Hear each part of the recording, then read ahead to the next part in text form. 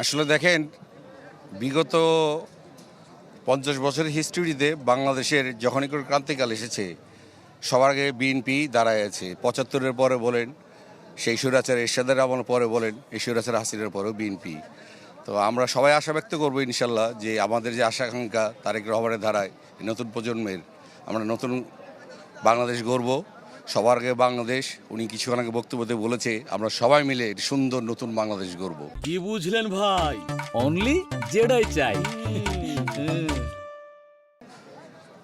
এতক্ষণ যেটি শুনছিলেন বিএনপি নেতাকর্মীদের মুখের কথা যে সবার আগে বাংলাদেশ এবং নতুন বাংলাদেশ, এটি শুধু তারেক রহমানের যে স্বদেশ প্রত্যাবর্তন ঘিরে বিএনপি নেতাকর্মীদের যে আশা আকাঙ্ক্ষা এমনটি নয়, এটি আসলে সারা বাংলাদেশের মানুষের আশা আকাঙ্ক্ষা এমনই একটি নতুন বাংলাদেশ এবং সবার আগে বাংলাদেশ।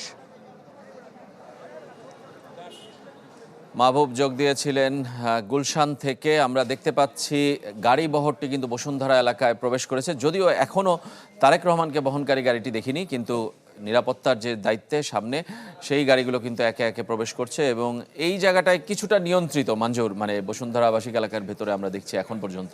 এখানে সেইভাবে জনগণকে আসলে গাড়ির কাছে আসতে দেয়া হচ্ছে না, বেশ আগে থেকেই মোটামুটি এই অবস্থা। এছাড়া হাসপাতালের এলাকাটা যেহেতু এসএসএফ এর নিয়ন্ত্রণাধীন, এসএসএফ এর যে প্রোটোকল তারা যেভাবে আসলে নিয়ন্ত্রণ করেন জনগণকে, সেটা ওই অঞ্চলটায় করা হচ্ছে।